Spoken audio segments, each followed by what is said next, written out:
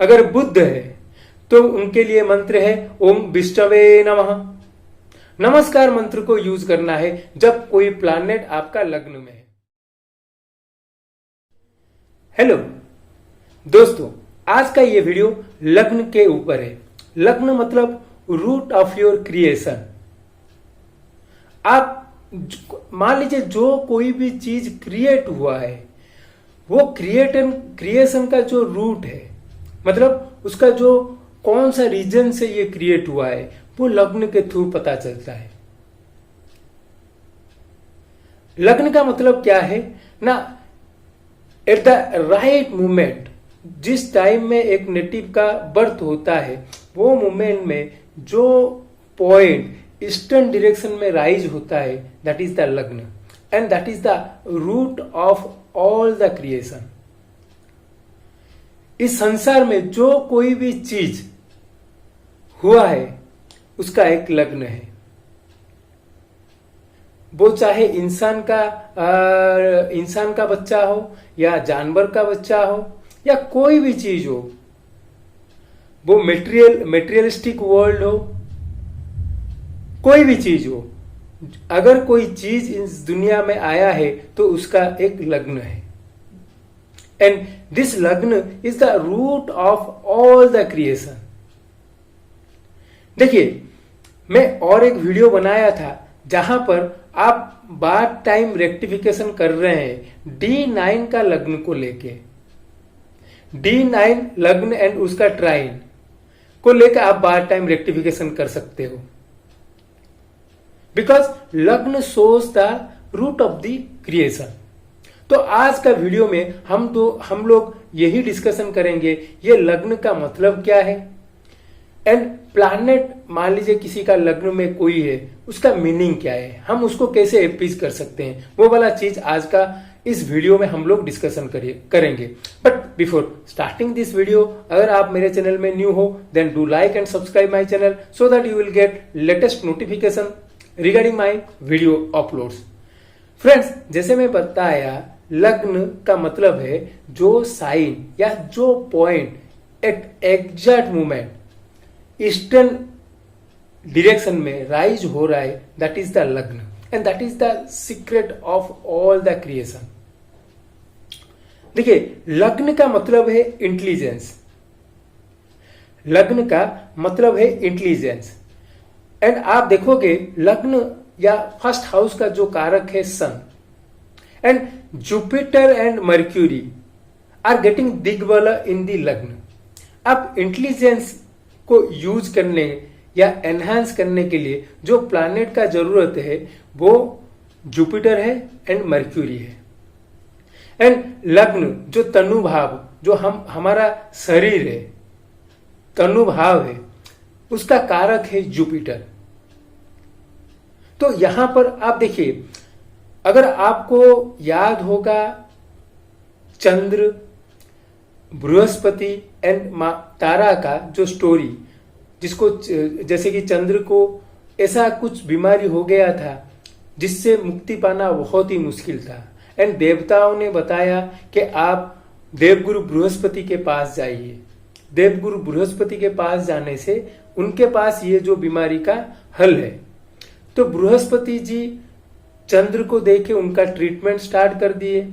बाद में जैसे कि वो देवगुरु हैं, उनको देव सभा में जाना पड़ता है, इसीलिए वो क्या किए ना, माँ तारा को वो बताए कि इस तरह का ट्रीटमेंट है and you can do this treatment.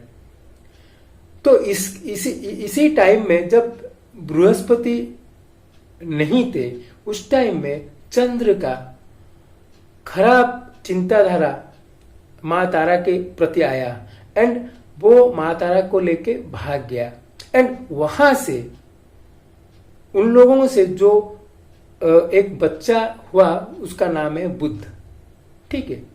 And finally जैसे कि बृहस्पति को ये पता चल गया, फिर ही विड्रॉस हिमसेल्फ। उसके बाद जैसे कि हर देवता इन्वॉल्व हुए, माँ तारा बृहस्पति के पास वापस आ गई एंड बृहस्पति बुद्ध को अपना संतान की मान्यता दी। यही स्टोरी है। तो देखिए, जो कोई भी नेटिव इस धरती में पैदा हुआ है उसका एक जन्म तारा है। एंड आप देखिए, जन्म नक्षत्र या जन्म तारा वो किसको बोला जाता है ना, मून जिस तारा में या जिस नक्षत्र में प्लेस्ड है। ठीक है, मून जिस नक्षत्र में प्लेस्ड है वो उस नेटिव का जन्म तारा है।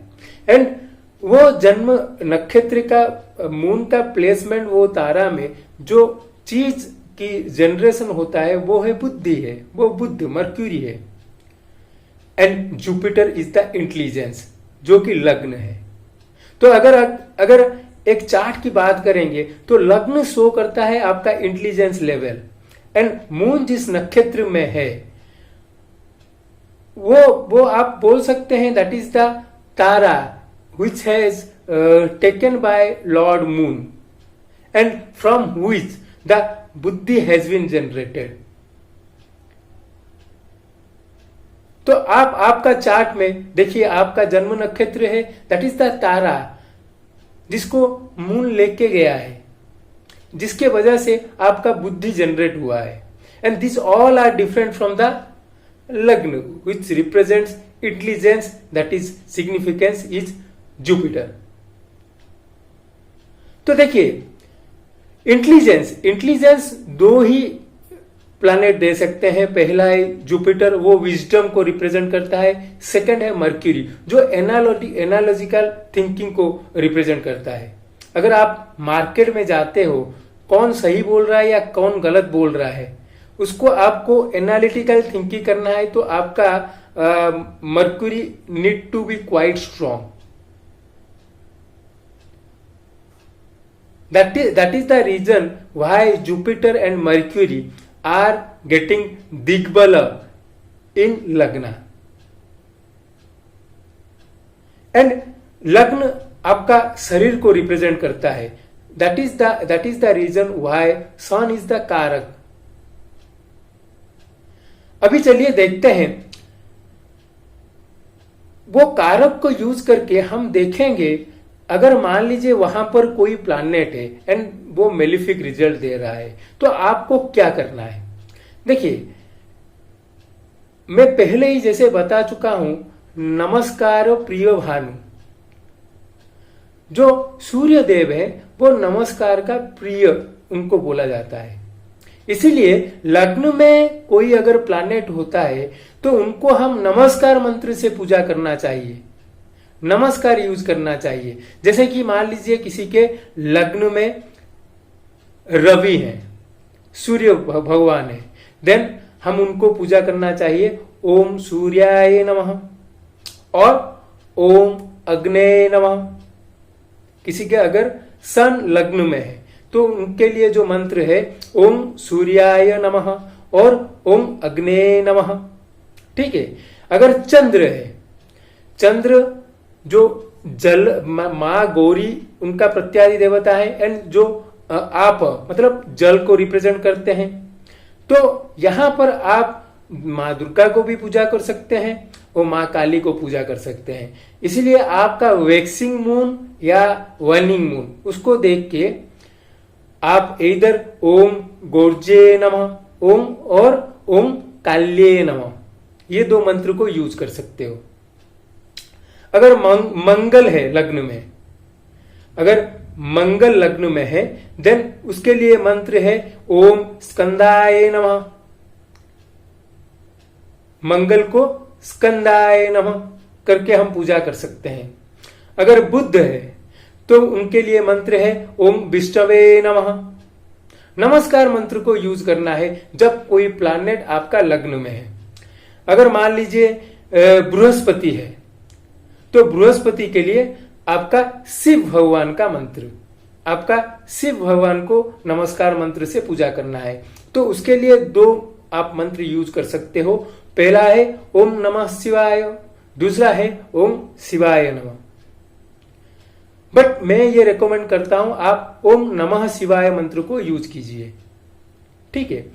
एंड उसके बाद आ गया शुक्र, वेनस। वेनस का प्रत्यादि देवता हो गए लक्ष्मी, तो उनके लिए ओम लक्ष्मी नमः। ठीक है, ओम लक्ष्मी नमः। तो शनि उनका जो देवता है वो प्रजापति या ब्रह्मा है, तो उनके लिए मंत्र है ओम प्रजापते नमः, ओम प्रजापते नमः। ठीक है। अगर राहु है, राहु का जो देवता है वो है चंडी, ओम नमः चंडिकाय। अगर राहु किसी का लग्न में है तो ओम नमः चंडिकाय इस मंत्र से पूजा करना चाहिए। देन केतु जो गणेश को जिनका प्रत्यादि देवता है गणेश, तो उनके लिए जो मंत्र है ओम गणेशाय नमः, ओम नमः गणेशाय, ये मंत्र को आप यूज कर सकते हो। तो देखिए, अगर लग्न में कोई प्लैनेट है तो उसको आपको एपीज करना है तो आपको हमेशा नमस्कार मंत्र यूज करना है, बिकॉज लग्न का कारक है सूर्य, एंड जैसे मैं बताया आपको नमस्कार प्रिय भानु, तो सूर्य भगवान को नमस्कार बहुत ही प्रिय है। इसलिए लग्न में अगर कोई प्लैनेट है उसको आपको एपीज करना है, देन आप नमस्कार प्रिय भानु, उनको नमस्कार मंत्र यूज करके आप पूजा कीजिए। ये पहला पार्ट हो गया। अभी देखिए, लग्न ऐसा एक चीज है जो आपको शो कर सकता है, या आप लग्न यूज करके पता कर सकते हो the root of the creation. जैसे कि अगर आपको लग्न, जो हम बार टाइम रेक्टिफिकेशन करते हैं उसमें हम क्या करते हैं ना, पहले D1 का लग्न को फिक्स करते हैं। मान लीजिए D1 का लग्न तो 2 घंटे का है, उसके बाद हम करते हैं D3 में लग्न फिक्स करते हैं। तो वो 3 भाग, जैसे कि 2 घंटा को 3 भाग से डिवाइड करेंगे तो ऑलमोस्ट 40 मिनट्स आ जाएगा, 40 मिनट फिक्स हो जाता है। फिर D9 में फिक्स करते हैं, फिर D12 में फिक्स करते हैं, फिर D30 या D27 या D24 कोई एक हायर डिविजनल चार्ट करके फिक्स करते हैं, एंड फाइनली हम D60 तक लग्न को रेक्टिफाई करते हैं। D60 में आप देखोगे लग्न ऑलमोस्ट 2 मिनट के अंदर ठीक हो जाता है। इसी तरह आपको बार टाइम रेक्टिफिकेशन करना है, आपको पार्ट टाइम रेक्टिफिकेशन यही प्रोसीजर है, उसके साथ आपको करना है। एंड आपका लग्न शो करता है इंटेलिजेंस। प्लैनेट जो लग्न में है that can affect your intelligence, that can affect your intelligence, ये आप पक्का मान के चलिए। जो भी प्लैनेट रहेगा लग्न में वो आपका इंटेलिजेंस को अफेक्ट करेगा। अभी चलिए, जैसे कि लग्न हर एक हाउस से एक सर्टेन हाउस में है। जैसे कि लग्न अगर हम 4th हाउस से देखोगे, it is the 10th house. तो अगर मान लीजिए लग्न, जैसे कि कोई बच्चे का बर्थ होता है तो माता का पहला चीज है 10th हाउस एक्टिवेट हो जाता है, तो उसका काम बढ़ जाता है, वो उसका जो वर्किंग लोड उसके ऊपर ज्यादा आता है, क्योंकि उसका 10th हाउस एक्टिवेट हो जाता है। अगर आप देखोगे जैसे कि एल्डर सिबलिंग, 11th हाउस यह है। एल्डर सिबलिंग का अगर बात करोगे, उनका 3rd हाउस एक्टिवेट हो जाता है।